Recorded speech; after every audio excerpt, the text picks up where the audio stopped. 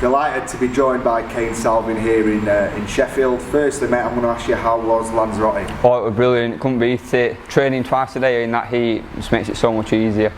Brilliant. I want to quickly obviously talk about Lanzarote. What was it like in the heat, training in the heat? How was it different to maybe training in Sheffield? Oh, it's brilliant at the end. It makes it a lot easier training at heat and training at nice weather. It makes it easy to get up. But like the heat out there, it takes your energy. It's hard to breathe out there when you're on that road and stuff. When you're in the gym, it's just a different kind of feeling training out there. 17 days to go. 17 days to go. I came and watched you do your strength and conditioning stuff today, looking strong. How do you feel 17 days to go? Do you feel fit? Oh, brilliant. I can't wait to get in now. All hard work's enough done. I think we've got another week and a half for hard training, then it's wind down week and that's when fun begins. Do you want to quickly talk about obviously the sparring you've had as well? You've been working hard with Rhino, you've been working hard, you've got some good sparring, you've had some good help from obviously your stable mates. So I'm going to talk about some of the sparring and work you've done in the gym. Yeah, like I say, sparring is what it is. I spar all year round, like I say. But we've had some good sparring partners coming in, we're getting loads of rounds in what we need. And there's no stone unturned, we've sparred everybody that we can and every different style. So whatever he brings on the night, we've prepared for. Yeah. Going on to the interview that was done with Connor, spoke to yourself, spoke to Connor. He's determined that there's no pressure on himself and this is more of a make fight than break. I just want your opinion on some of the comments he made from that interview.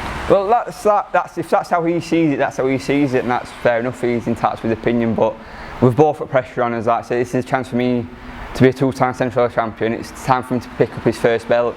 So if he's not feeling pressure, it's a bit of an odd one if I'm being honest, because it's a big night. We're both topping the bill. It's his home show. I'm in away corner for the first time. It'll be a brilliant night when we get in there. As the pressure gets closer, like I said, only 17 days to go, compact arena, it's going to feel like everyone's on top of you. I know that you told me your ring walk, I'm not going to give it away, but as soon as that goes on, I mean, it'll go absolutely mad, won't it? It'll blow up. Everyone will love it, everyone will be singing and dancing. You've got to think they'll have all been drinking from whatever time, so they'll all be singing, dancing and ready for a good night. And I'll entertain on way to the ring and I'll entertain in the ring as well. It does come with added pressure, like you said. Are you starting to feel any added pressure knowing that there is 17 days left? I've trained all the way through that 10-week camp. Have you started to feel any pressure? There's no added pressure. There's always pressure to perform and that on the night. But the work I do in here with Ryan takes the pressure away, because I know getting in there, I'm the best me I can be, and I perform my best, and I'll beat Conor Coggle on the night.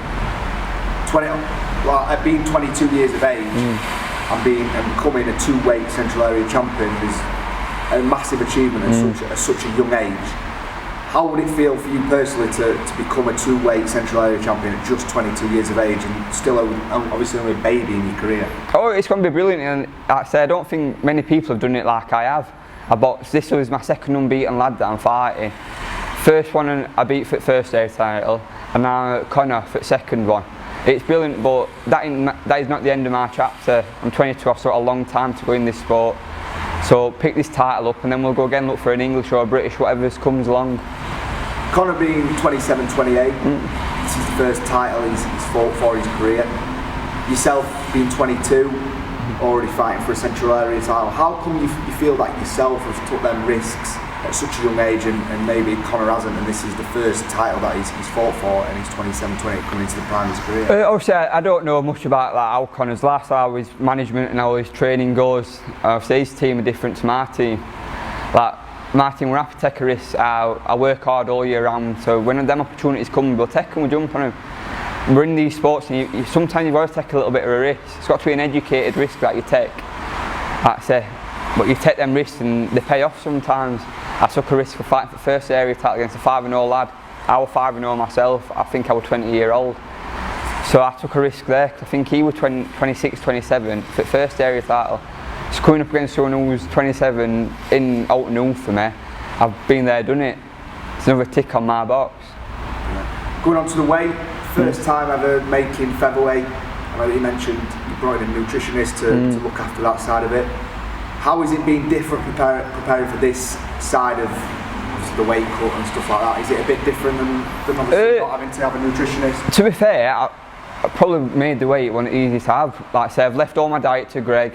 he sorted everything. I've just listened to him, listened to Ryan, and just let them sort that side of it. Because end of the day, my job's hard enough training and getting ready to fight. If I can put the nutrition side onto someone else and they just tell me what I'm doing, that's all I need to do. Going on to the fight, in what way do you feel that you can? In what way do you feel that you can beat Conor Coghill on the night? It'll all come down to that, because no one knows what he's going to do, no one knows what I'm going to do at night.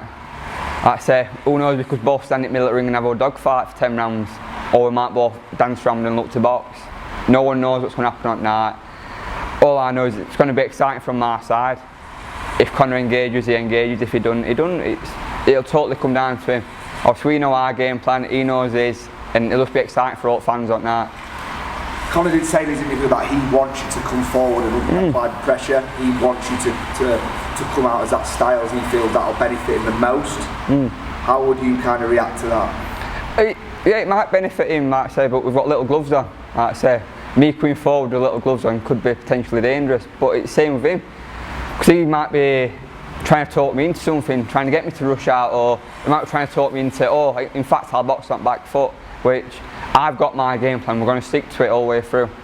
We've got a plan A to Z, and that's what we'll stick to. Being a big featherweight coming down, do you feel that'll play a huge factor in the fight? Again, it'll come down at me. I think Conor's a little bit taller than myself, so where I'm a bit bigger, he's a bit taller, so it's all different. We've both got his different attributes from the night. Like Ryan does your strength and conditioning, Ryan obviously does your boxing work as well. What's it been like spending so much time with Ryan? Obviously, you've just joined the team, you haven't been together a long period of time. What's it been like spending all your time with Ryan, learning, picking up stuff from Ryan?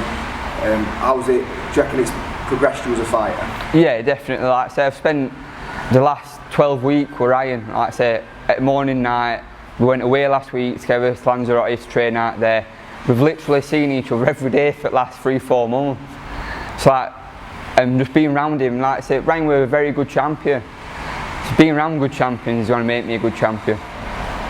Final question. I know that you made your prediction last time with a late stoppage. Are you sticking with that prediction, or has it changed a little bit? No, late stoppage definitely coming my way. Late stoppage and coming away with that belt on the 20th. Definitely. I just can't wait to get in there, get fight done.